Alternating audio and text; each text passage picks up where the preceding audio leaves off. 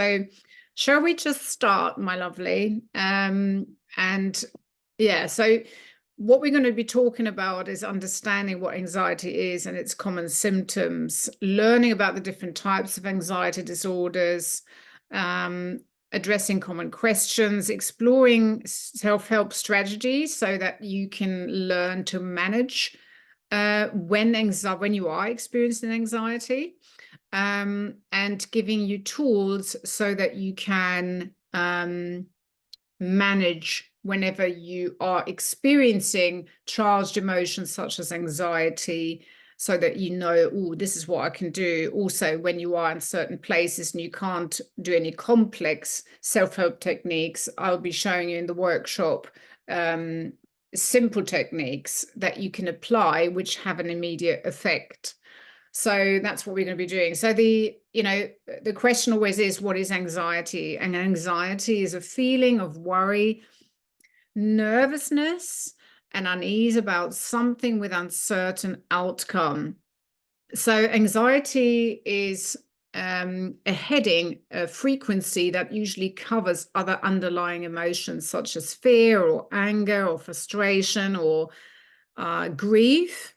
And we experience situations that trigger this emotional stress. It's a stress response. So the way it affects the body is that it sends chemicals off in the brain that stimulate different hormone centers. For example, it's the cortisol. And so this is like a fight-flight system. So normally, if we have to escape danger, it's really a really appropriate thing to happen. But the brain does not know the difference between the actual event or an event that's created purely by your thoughts alone about possibly, oh, if I have to go here with this person, I'm becoming really stressed because this person is very stressful for me, or makes me feel uneasy, or makes me feel tight in my stomach, or it may prevent me from being able to concentrate, or it may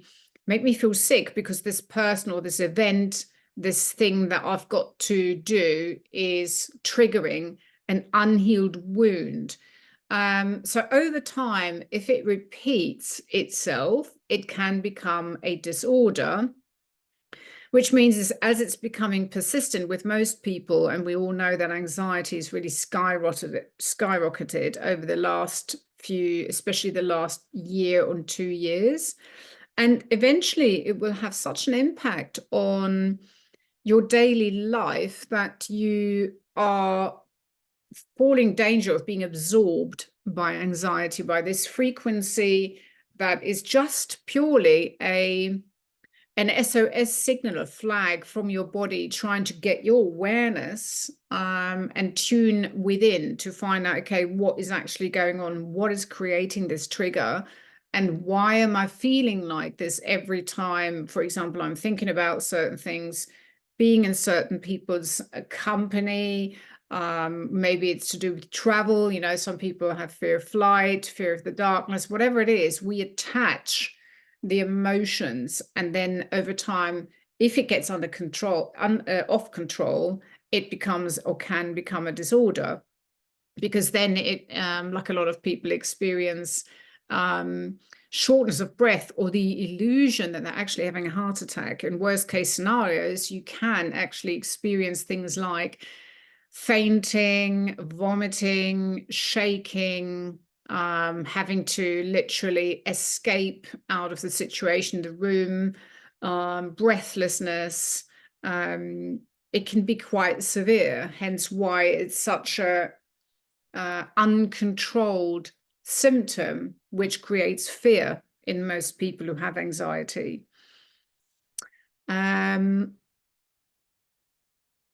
Yeah, so some of the symptoms, as I was sort of just briefly going into, so they can be that, initially you can become feeling a little bit restless.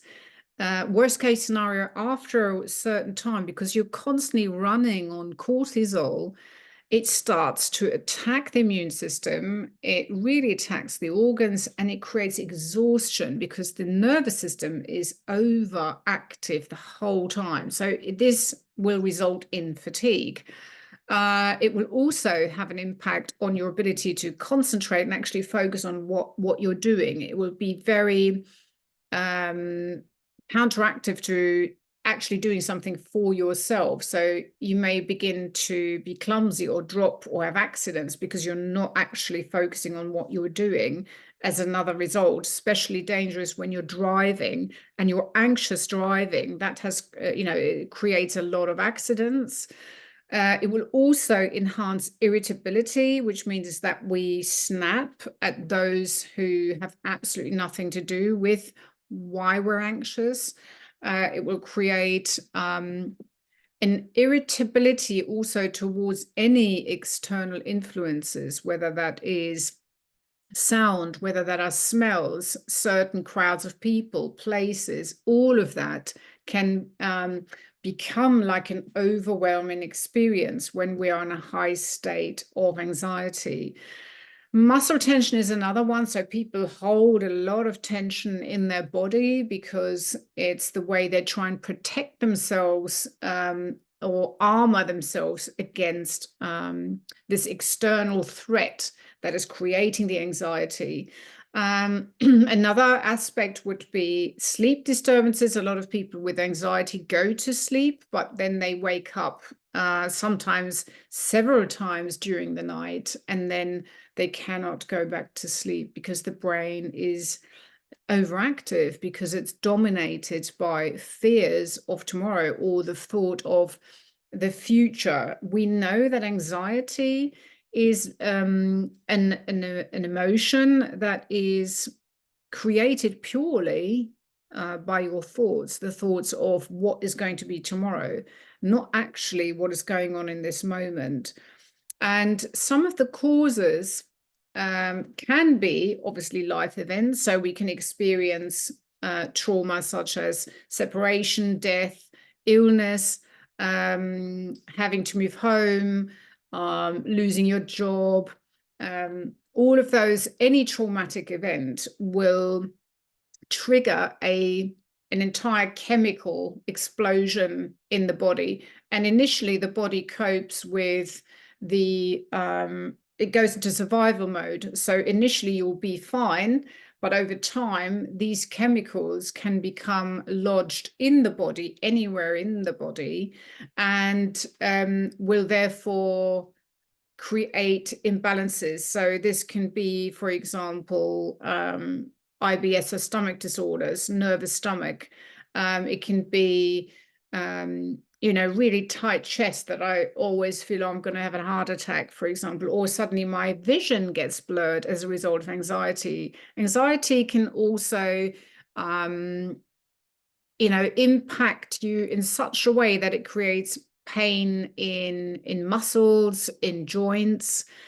It just depends where your body has stored the trauma. Now, we have different types of anxiety, and the one of the common ones is the panic disorder. So, for example, people who become anxious, for example, if they need to step into a lift, an elevator, or a plane traveling. Another one that's very specific for specific phobias are spiders or snakes that literally trigger a download of this fight flight in people's bodies. And then we have people who can't leave the house before they've switched the light switch on and off about 20 times, making sure everything is switched off. And then when they've left the house, they have to come back because they have to double check again if everything is safe. We also have the more generalized anxiety. So, for example, this is something, when we go into bigger groups, events, parties, or maybe even concerts. So it's the fear of being surrounded by too many people and become overwhelming. And then we have the post-traumatic stress disorder, which is what I mentioned earlier, which is when you've experienced trauma.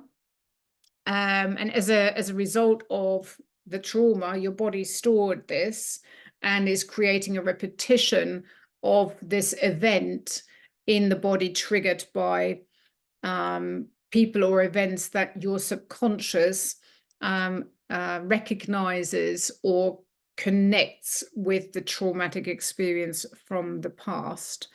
So some of the common questions about anxiety is, what are the most common symptoms of anxiety? So in my experience, the most common symptoms of anxiety is breathlessness, tightness of chest, palpitations. So you're feeling like your heart is beating really, really fast.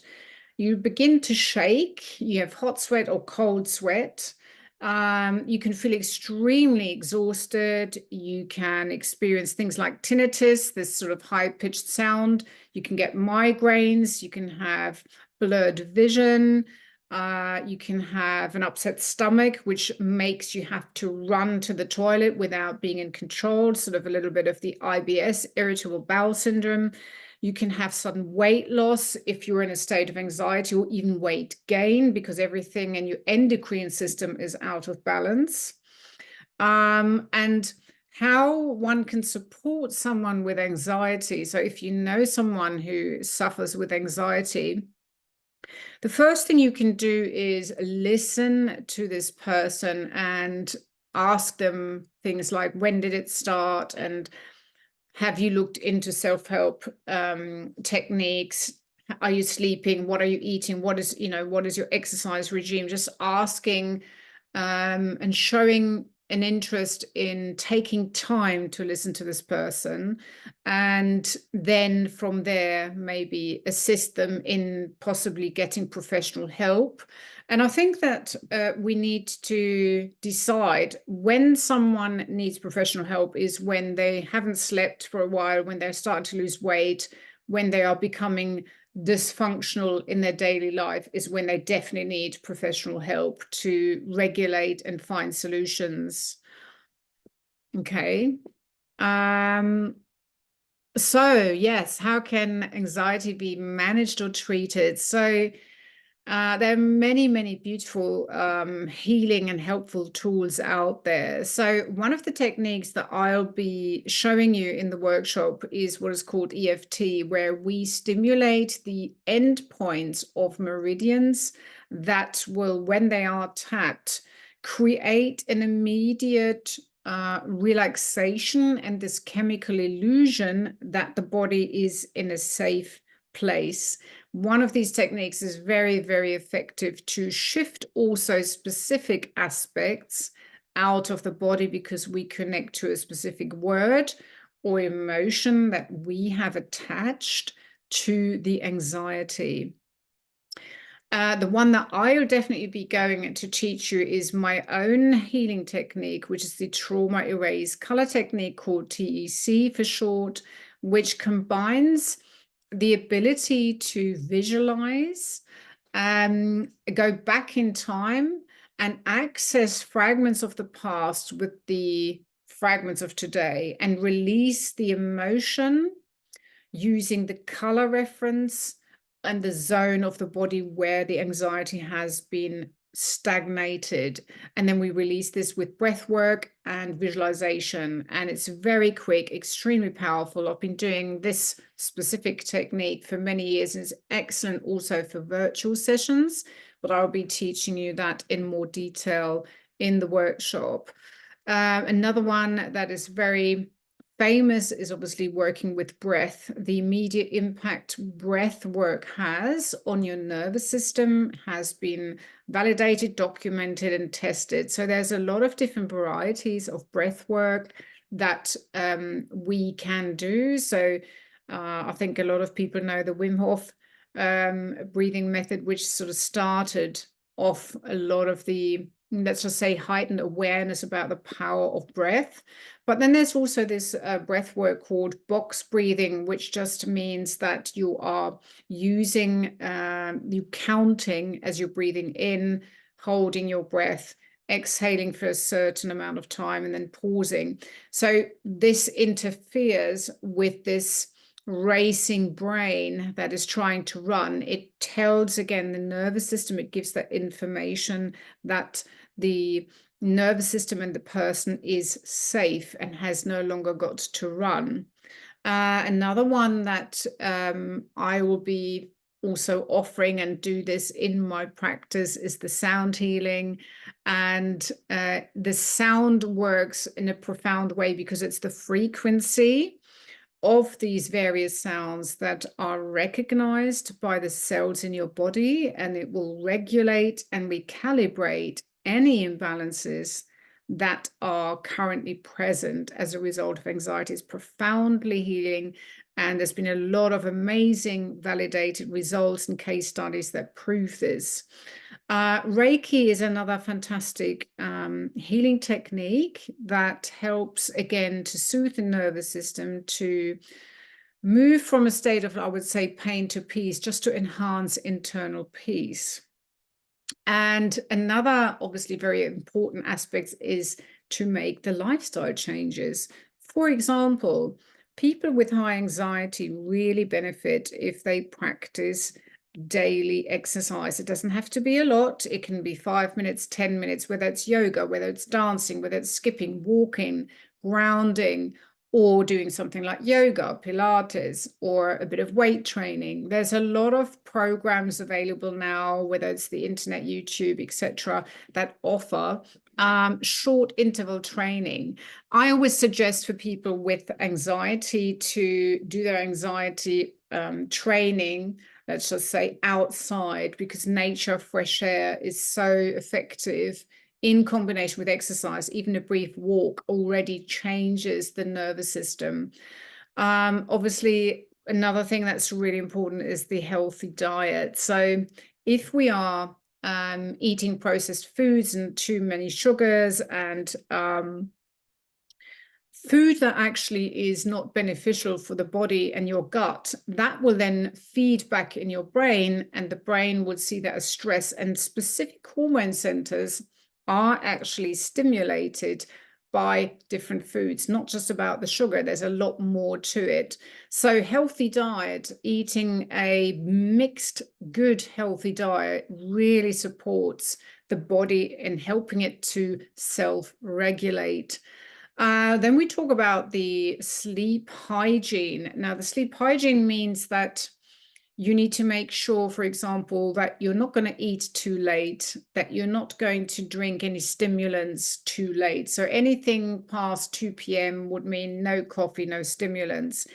If your nervous system is hyperactive and you're stressed, instead, you will grab things like chamomile tea, hops tea, sleepy teas, anything that will soothe your nervous system. And you will have that probably about an hour before you go to sleep. The best time to start with your sleep hygiene ritual is maybe to have a bath with lavender, start to support your body with soothing techniques, soothing music, stay away from computers, stay away from your mobile phone, switch it off and allow yourself to reconnect with you and take deep breaths and enjoy the unwinding of a day. Think about all these amazing things that you have achieved today. Be grateful for all those things. Mindfulness is what is really important.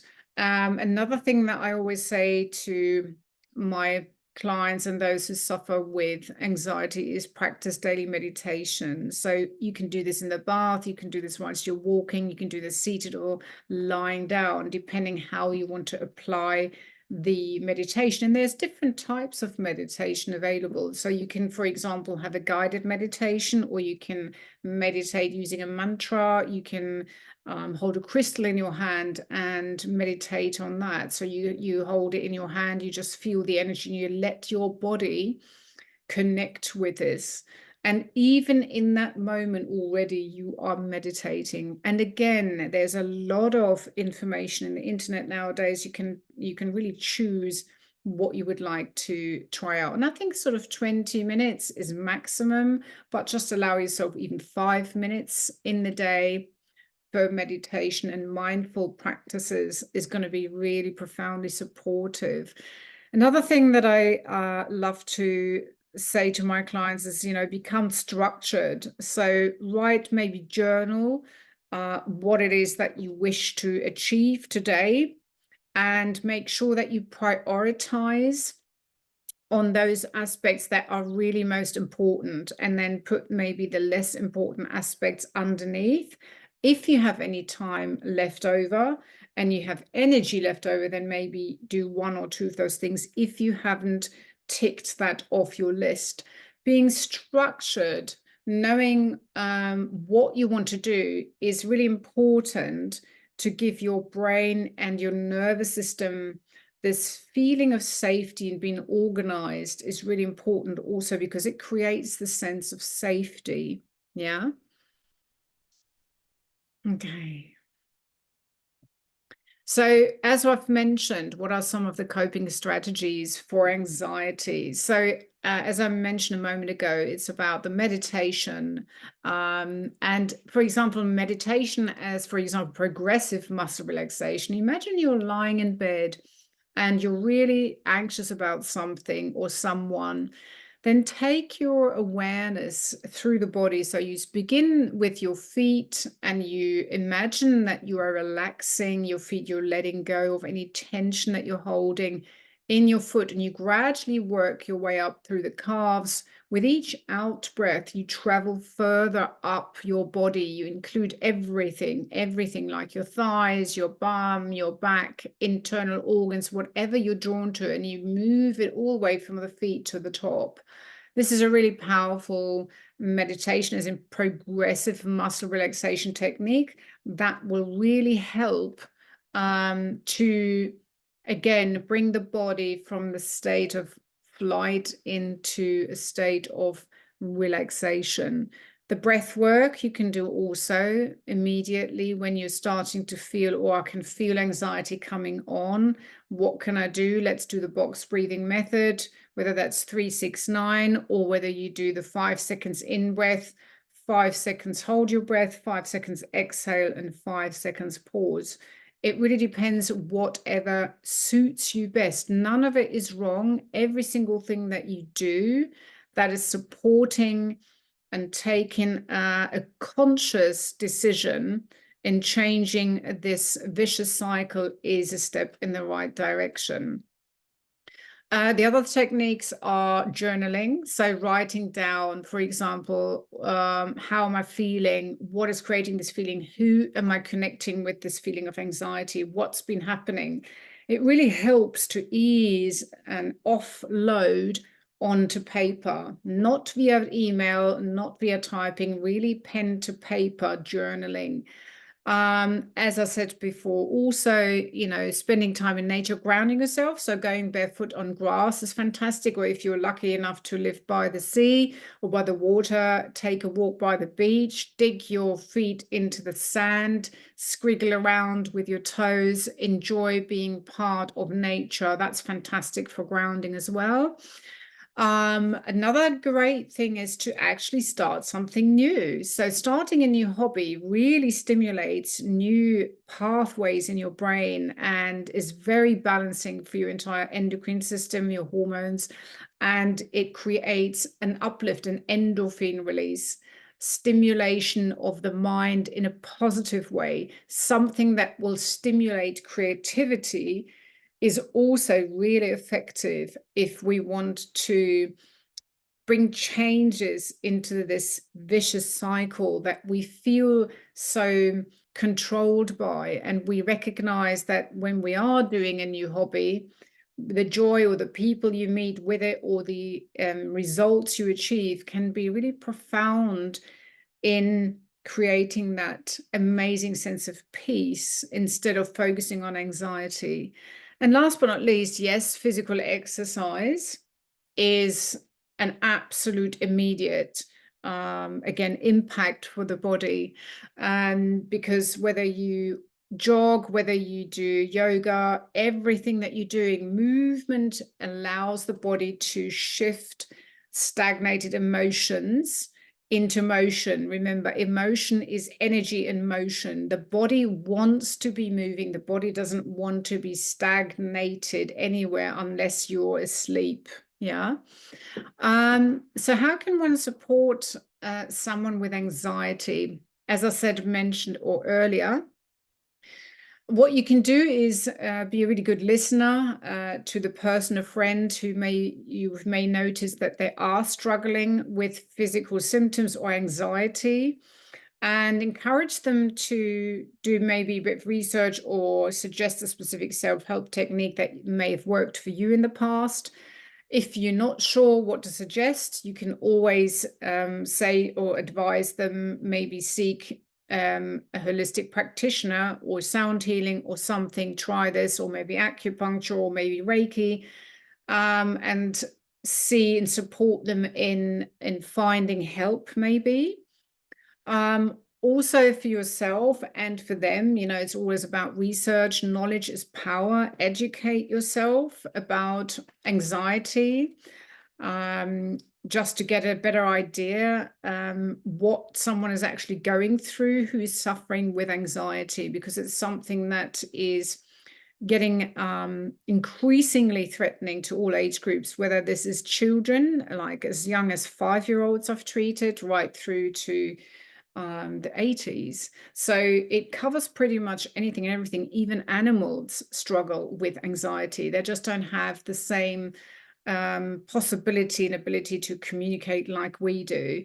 But knowledge is power. And I always suggest to people, please inform yourself. And if you have someone we know they need help, just say, let me help find you someone if they're really struggling.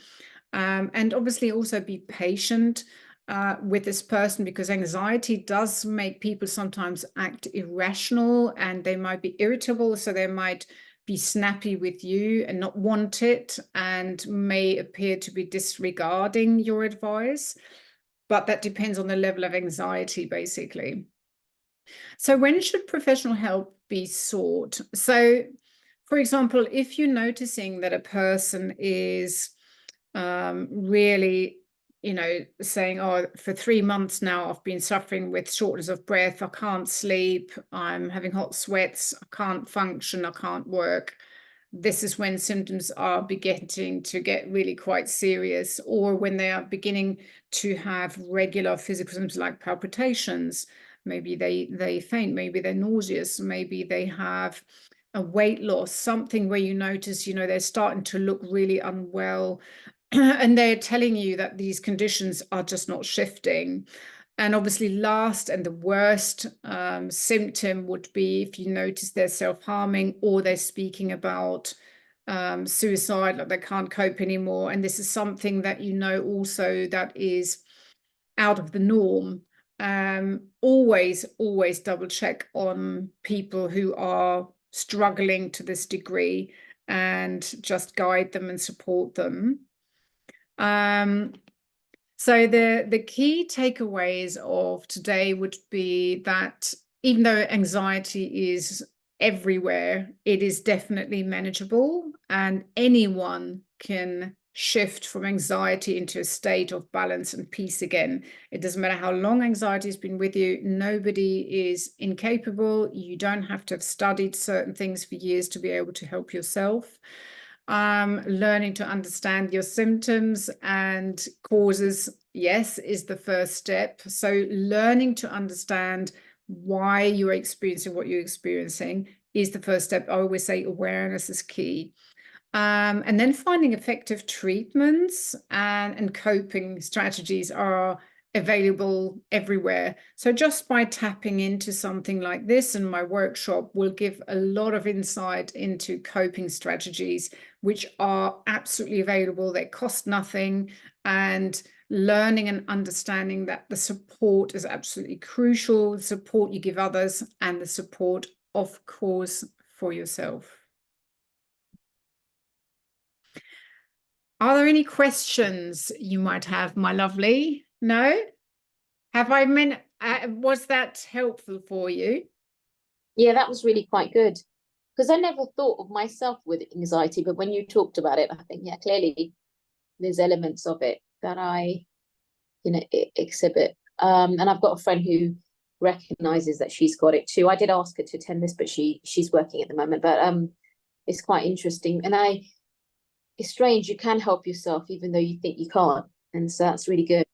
Yeah, I'm good. I'm glad. Well, when I do my workshop, I will let you know as well. And obviously, anyone can always reach out to me and ask me questions at any time, with the different self-help techniques. Some of them are really quick, which I will show people in my workshop, whether that is face-to-face or virtual, because I know how quick we can break that vicious cycle and how quick people can recalibrate from a state of feeling overwhelmed to actually being in control and feeling accomplished again, as you've noticed in your own life. When you took your life into your hands, everything is starting to, you're noticing those changes, and that immediately brings such healing feedback into your nervous system. But you're looking really well. You're looking really glowing. Thank you. Yeah, no, I'm feeling good. I'm feeling really, really good. Thank you. Fantastic, fantastic. Well, thank you so much for coming to my little webinar today. And I hope, if you've got any other questions, No, thanks. but anytime you need to speak to me, I'm here. You can always text me, as you know.